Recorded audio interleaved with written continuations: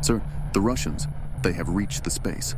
Los soviéticos lo lograron. Hay un satélite en órbita y su nombre es el Sputnik 1. En Washington, el pánico se esparce como fuego. La prensa lo llama el momento Sputnik. ¿Cómo es posible que la Unión Soviética, un país que muchos consideraban atrasado tecnológicamente, haya logrado superar a los Estados Unidos en la conquista del espacio? El presidente Eisenhower convoca reuniones de emergencia. Algunos asesores hablan de un posible ataque espacial. Esto marcaría el inicio de la guerra y la respuesta estadounidense no tardaría en llegar. Menos de un año después, el 29 de julio de 1958, el gobierno de los Estados Unidos firma la creación de una nueva agencia espacial. Su misión, recuperar el tiempo perdido y vencer a la Unión Soviética en la exploración del espacio. Su nombre, la NASA. Pero mientras los Estados Unidos aún están reaccionando, en la Unión Soviética ya están preparando el siguiente golpe.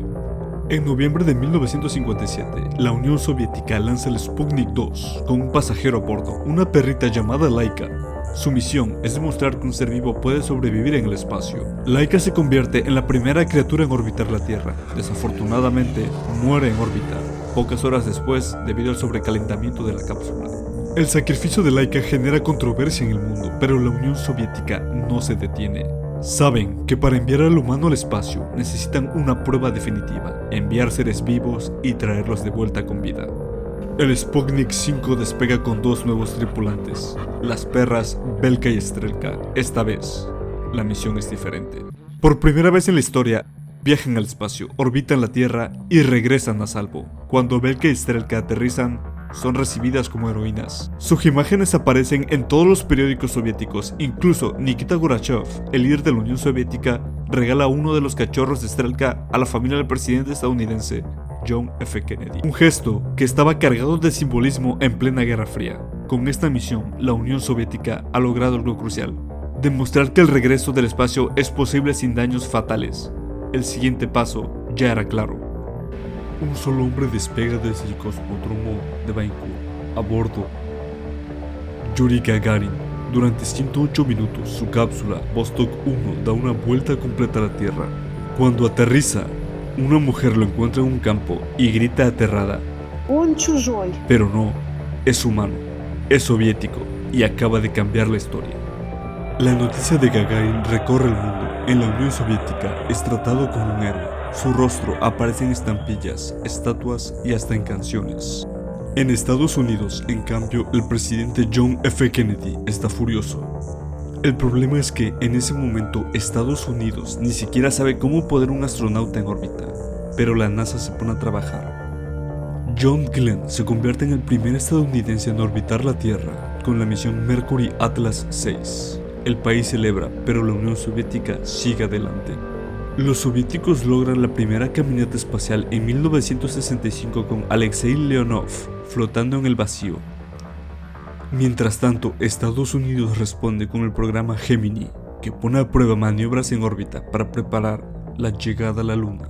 Sin embargo, la verdadera prueba será el programa Apolo y no empezará bien. Durante una prueba en tierra, el módulo Apolo 1 se incendia. Los astronautas Gus Grissom, Ed White y Roger Choff mueren atrapados en la cápsula. Es un golpe devastador. Muchos creen que la carrera espacial ha terminado para Estados Unidos, pero la NASA no se rinde. Lo que viene a continuación cambiaría la historia para siempre. Para la Unión Soviética, la llegada de John Glenn al espacio en 1962 no es una sorpresa, pero sí una advertencia. La NASA está avanzando, y más rápido de lo esperado. El Kremlin entiende que ya no tiene el monopolio del espacio. El gobierno soviético ordena acelerar los programas espaciales. El objetivo ahora es claro: ser los primeros en llegar a la Luna. El ingeniero estrella del programa soviético, Sergei Korolev, trabaja en una nave que pueda competir con los Apolo de Estados Unidos, la Soyuz. Sin embargo, los problemas empiezan. La Soyuz 1, lanzada en 1967, sufre fallos catastróficos. El astronauta Vladimir Koramov sabe que la nave tiene defectos, pero igual se sube y muere en la reentrada. Es el primer cosmonauta en morir en una misión. En paralelo, Korolev, el cerebro detrás del programa espacial soviético, muere inesperadamente por complicaciones médicas. Su muerte es un golpe devastador. Sin él, el programa lunar soviético se debilita. Mientras tanto, Estados Unidos avanza con el programa Apolo. Los proyectos de la Unión Soviética para enviar cosmonautas a la Luna siguen, pero cada vez hay más retrasos y problemas técnicos. Estados Unidos logra un hito clave. La misión Apolo 8 con Frank Borman, Jim Lovell y Bill Anders se convierte en la primera en orbitar la Luna. Desde el Kremlin ven las imágenes de la Tierra desde el espacio y saben que se están quedando atrás. Solo queda un último capítulo, el momento que definirá la historia de la carrera espacial. Una pequeña nave, el módulo lunar Eagle, desciende lentamente hacia la superficie de la Luna. Dentro, Neil Armstrong y Buzz Aldrin observan la pantalla del altímetro. De repente, suena una alarma. Houston queda en silencio por unos segundos que parecen eternos. Luego la respuesta.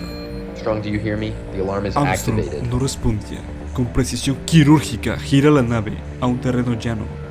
Pero hay un país donde todo es silencio. Mientras en Estados Unidos millones celebran la llegada del Apolo 11, en la Unión Soviética la respuesta es completamente distinta. No hay grandes titulares, no hay discursos grandilocuentes, el Kremlin mantiene un perfil bajo. Oficialmente, la Unión Soviética no reconoce la derrota, pero dentro del programa espacial, la realidad es otra. Los ingenieros soviéticos lo saben, el sueño de la Luna ha muerto. Sus propios cohetes, los gigantescos N-1, explotan en cada prueba, sin un líder fuerte tras la muerte de Korolev. El programa lunar soviético colapsa. En 1974, el gobierno cancela oficialmente cualquier intento de llegar a la Luna. Pero hay algo que la historia casi no menciona. Aunque Estados Unidos logró llegar primero a la Luna, la Unión Soviética nunca dejó de innovar en el espacio. En 1971, lanzan la primera estación espacial de la historia, la Salyut 1. En los años 80, construyen la estación Mir, el primer laboratorio orbital a largo plazo. Mientras tanto, Estados Unidos, tras la gloria del Apolo 11, pierde interés en la exploración espacial. La NASA cancela las últimas misiones Apolo y pasa años sin nuevos proyectos ambiciosos. Pero entonces ocurre algo más sorprendente. La carrera dejó de volverse espacial para volverse una carrera narrativa. Estados Unidos empuja con fuerza documentales, películas, libros. Todos repiten la misma historia. Y la llegada a la Luna es el triunfo definitivo sobre la Unión Soviética. Pero, ¿es realmente así? Sí, Estados Unidos llegó primero a la Luna, pero la Unión Soviética dominó casi todos los hitos previos. El primer satélite, el primer ser vivo en el espacio, el primer humano en órbita, la primera caminata, la primera estación orbital. Sin embargo, para la propaganda estadounidense, nada de eso importa. Solo importa una imagen: Neil Armstrong pisando la Luna. Hollywood se encarga del resto. Películas como The Right Stuff y Apolo 33 glorifican la historia de la NASA. Mientras tanto, en Occidente, la contribución soviética es minimizada. La victoria lunar es transformada en una victoria total, como si Estados Unidos hubiera dominado toda la carrera espacial. La tensión entre Estados Unidos y la Unión Soviética sigue en su punto máximo, pero mientras en la Tierra se habla de armas nucleares y espionaje, en el espacio hay otra historia. La Unión Soviética lanza la estación Mir, la primera en permitir estancias largas en el espacio. Es un éxito rotundo. La NASA, por su parte, desarrolla el transbordador espacial, un sistema revolucionario pero con riesgos fatales, como se vio con la tragedia del Challenger en 1986. Pero en 1991 todo cambia.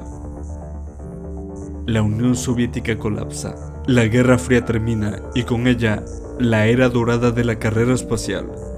Rusia, el país heredero del programa espacial soviético, queda en una crisis económica brutal. Ya no hay dinero para competir con Estados Unidos y en un giro inesperado, antiguos enemigos ahora deben trabajar juntos. En los años 90, la NASA y la agencia espacial rusa Roscosmos inician una colaboración sin precedentes. Astronautas estadounidenses vuelan en cohetes rusos. Cosmonautas rusos entrenan en Estados Unidos y en 1998 lanzan juntos la Estación Espacial Internacional, un símbolo de cooperación, aunque también una muestra de que Estados Unidos ya no tiene competencia real en el espacio. Pero esta paz no duraría mucho. Pues el campo de batalla ha cambiado, ya no solo Estados Unidos contra Rusia, ahora hay nuevos jugadores que se han unido a la carrera espacial. China, con su estación Tiangong y sus misiones a la Luna, ha dejado claro que quiere liderar la exploración espacial. SpaceX y otras empresas privadas están revolucionando la industria con cohetes reutilizables. Y mientras tanto, las tensiones entre países han convertido la órbita terrestre en un nuevo escenario de guerra. Satélites espías, sistemas de defensa orbital y hasta pruebas de misiles antisatélite han demostrado que el espacio ya no es solo para la exploración, también es una zona de conflicto. La Primera Guerra Fría terminó, pero la guerra en el espacio apenas comienza. Ahora te dejo la pregunta. ¿Crees que durante esta Segunda Guerra Fría que se está dando entre China y Estados Unidos en el ámbito de la IA tenga repercusiones en el espacio? ¿O que el espacio es un tema que ha quedado de lado? No olvides suscribirte y darle like para más videos como este.